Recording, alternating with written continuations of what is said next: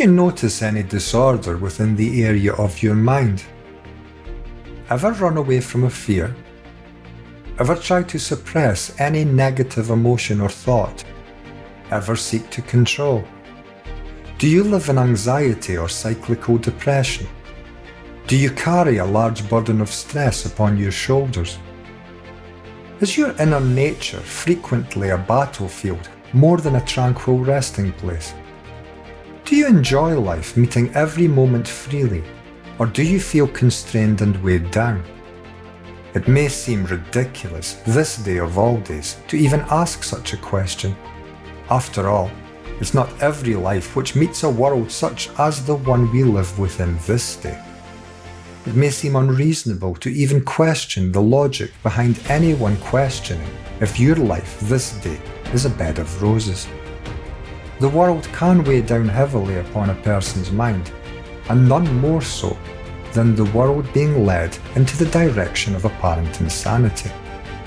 But has it ever been anything else? Travel back before the Great Reset, to a time when billionaires paid no taxes and no magic money trees were available to help feed the poor. To a time when all battled to have the most and all charged the most for the least, making daily life for those with the least an almost impossible, if not impossible, feat. To a time when the spreading of freedom for millions arrived down the barrel of a gun. Travel back further still, to a time when men sought to so perfect the human race, they considered the extermination of those not worthy a positive step in the right direction. Travel back further, to the times of Jesus, when a king ordered the slaying of every newborn, that his own position may be more self-assured of continuity. Keep going, you will continue to see a similar pattern. Evolution appears to have missed out mankind. Our external lives have never known peace. We have never had a place to rest our heads. We have never lived in a world where the highest calling was the caring for each other. We have never known the sweet taste of love. This day, in the dark shadows of the Great Reset, is certainly no different to any other. Communally, our lives are lived externally in utter chaos, and it has never been any different than this. Unless you are completely asleep, you will likely nod head in agreement that the so-named inner life of mankind shares a similar chaotic quality. Inwardly, we live progressively, always seeking to become something. We are always seeking more. In every area of life, we strive for constant and continual improvement. Sounds a noble pursuit, but sounds can be deceiving. Inwardly, we live with fears, worries, concerns, stress, depressions, hurt, pleasures, and pains galore. The internal image and word-based ground the entirety of our species stands upon is a complex movement, often in conflict with itself, as our outer world is often in conflict with itself. Might there be a relationship between the two? A rudimentary amount of questioning confirms this as absolute fact. We act on thinking, and thinking is a disordered house, and so acting from this foundation of disorder, our actions are disorderly, and disorderly actions create a disorderly world. Sobering fact to realise that in our entire recorded human history, we have always lived this way. Is this human nature? Is this punishment for original sin? Is this karmic law in action? If so, we have all, at some point in our communal past histories, been rather despicable people. Seems we have taken to solve the chaotic manner our lives are lived within through a combination of acceptance of the way we live and of seeking to control the disorder, hopeful to bring harmony in time out of chaos. Control is the way of this world, and look closely.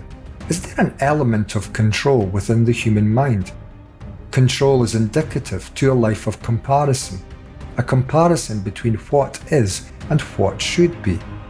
What is real, tangible, yet often feels somewhat incomplete and undesirable, and so we aim in an act of so-called progress to better our current position in time.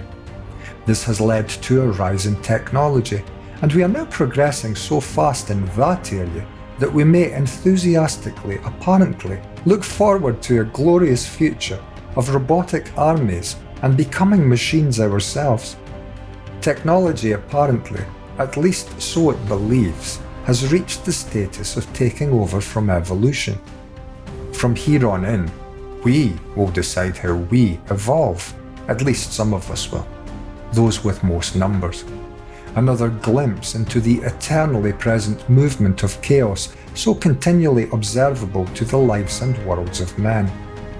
As thinking is disorderly in nature, and as our actions come from our thinking, as they do this day, we have built a disorderly world again. We all think, and we all act from our thinking. This is the common pattern for all of humanity.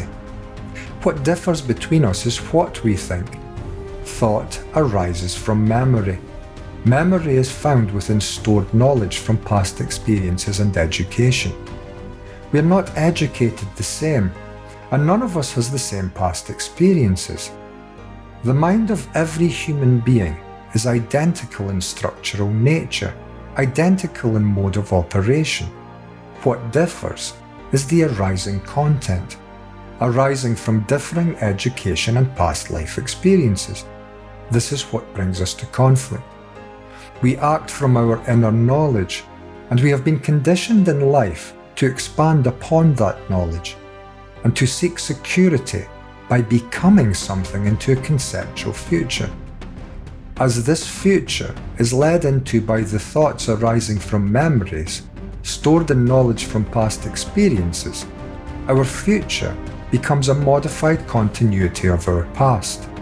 It can be nothing else, for the past experiences are driving our thinking, and our thinking drives our actions, keeping all of us, individually and collectively, in one giant modified continuing loop. Here we find the reason we have never known peace. One man is educated to be Russian, another American, one a Jew, another a Palestinian.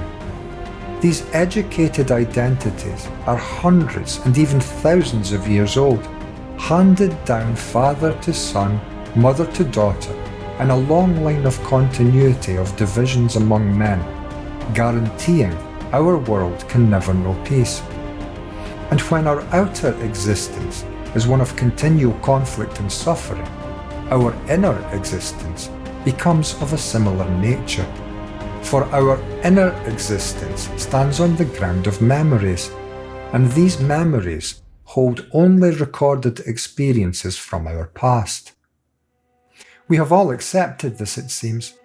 We enthusiastically engage within the conflict by voting for repetitive governments which keep us divided and spend more dropping bombs on the heads of so-called others, more than we do on feeding our own children, or in investigating the causes behind all of our shared calamities. We are all party to this. Our taxes pay for the killing of human beings, and we accept this.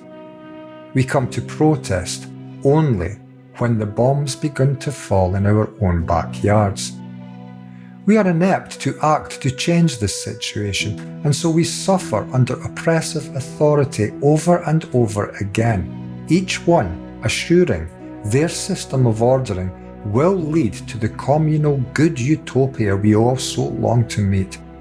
But this ordering inevitably is a disordering, for the ordering principle is one of authority over the lives of others, a commanding of the path to be taken, and our shared history, which is yours as well as mine, is littered with the dead and wounded of those who accepted that order came from the loudest voice or the most commanding hand. The outer and inner worlds of humanity are very similar in nature. The inner drives the outer, and the outer returns to impact the inner. There seems little anything can be done to bring this outer world to calm. It is too vast, too large, too chaotic, too divided, too uncaring, and too deaf. And anyways, we may be looking in the wrong direction if we think our purpose is to bring this world to rights. Let's cast a glance inwardly into that chaotic inner psychological structure we affectionately call the human mind. The world of thinking is a divided place. The mind conflicts within itself regularly, and of course, this upsets any possibility for any lasting peace of mind or joy to be found in the beauty of life. As the outer world seeks its great resets to bring into being its chaotic vision of order out of disorder, through actions of control and limitation and enforcement, the inner movements of thought seek to do the same. The mind continually seeks to bring order to its perceived nature of disorder. Control and suppression are as commonly found within the area of the human mind as they are in our outer world. And this is as one might come to expect, for as thought drives our actions, our outer world becomes a magnificent manifestation of our inner human nature. Understanding this as fact, which I am not trying to convince anyone of, I'm merely pointing in a direction I see. But I must be questioned. Perhaps I am deluded. Perhaps I am insane. But if the picture painted this far is an accurate representation of what lies beyond the canvas, then an interesting view comes to be seen. If we change, our world will follow suit. And there seems little point indeed in taking one step to change our outer world, while our minds remain so disorderly. Our actions arising from this mind can only share the same qualities as the mind which gave birth to them. Can the human mind come to order? Strange we spend so much time in so many areas of life, yet so few ever ask this question. Of course, we do seek to bring it to order. We talk about thinking positively. We talk about the necessity of belief in a God. We allow for the rise of dictators in every field to inform us of the paths which will bring our world and our lives to their established order. We do this in the name of medicine, in the name of politics, in the name of nation, in the name of religion, and in the name of science. We need only accept the words of others. An easy way to live, perhaps, and yet the inner nature of our complex lives remains unchanged. Technology may have evolved. Man's mind, giving birth to technology, has remained statically in a state of continuing disorder. Everyone knows it is a bad idea to attempt to quench a fire by adding more flames. Everyone understands that to save the life of a drowning child, it is little to no use to employ the use of a water hose. No one loses weight by eating more, and no one stops smoking by buying an extra pack of cigarettes every day. This is so obvious, is it not? We do not reach any change in life by further employing the very same strategy which brought the situation to bear in the first place. Let's carry this common understanding into the problems we face in our inner consciousness and our outer lives. We will never progress far if the tool we use to progress is the same tool which is responsible for the dire position we all find our lives within. We have already established that thought is an often conflicted, divisive, and undesirable movement. We have established that the same thought leads our actions divisively into the external world. Are you seeing what I am seeing? Thought will never lead our lives or our world to harmony. We have also established that a valuable change in our outer world must initially have its beginning within the area of our minds, as this is the source of all human action. What does the word change even mean? The etymological meaning of this word is to substitute one for another to exchange or switch, implying that a change means what was before is no longer, and what now is other than what came before. The death of the old leads to the birth of the new, and this is change. Change is an ending, and so a new beginning. Can we change? Can we change our minds and so change our lives, and so change our actions and our world? I do not think there has ever presented a time when this question needs to be so urgently pursued. How might this change be accomplished? This is a wrong question, for we are now in the area of that which needs to end, seeking its own ending, which is a continuity of that which needs to end, and so no change can ever take place. Do you see this? In fact, any action we take is a denial of ever coming to meet the change we so desperately need to meet. Let's take this understanding further and see if we can apply it in the area of our inner lives, in the area of thinking, at the very root of all which is going so wrong in our world. Let's take a hypothetical psychological situation. Thought creates fear. Thought reacts against the fear in a movement of suppression, running away from, trying to control or seeking the opposite. Do you see how this is trying to put out a fire by adding fire? Thought creates the disturbance, and thought is what attempts to bring order to the disturbance it has itself created. And the seeking to bring order is a continuity of the very same disorder. Can I stop trying to bring to order all and every inner disorder? Can I remain with what I find inwardly disagreeable?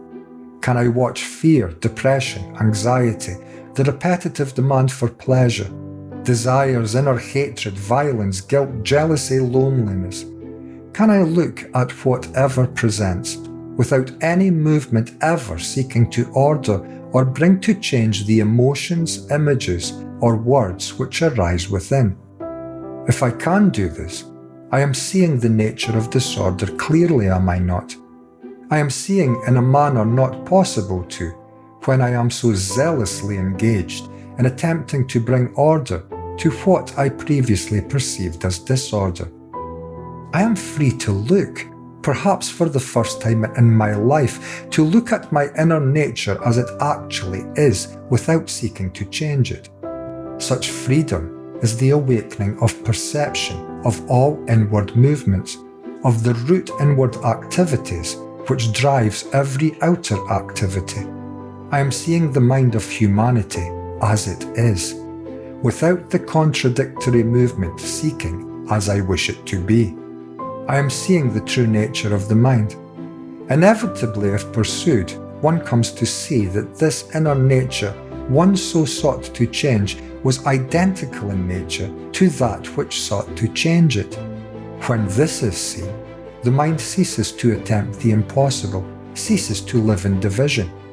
If the mind finds itself depressed or anxious, it no longer acts upon itself, and so depression or anxiety or any so named negative state of mind is permitted, for the observer is now aware that what is being observed is of the same nature as the mind engaged in the act of observation. Without seeking to change, without seeking anything, simply by watching, this mind, now undivided in nature, now allowing its every movement without any interference, merely observing its every movement without choice, has already underwent the greatest of all changes. The conflict which previously existed is no more.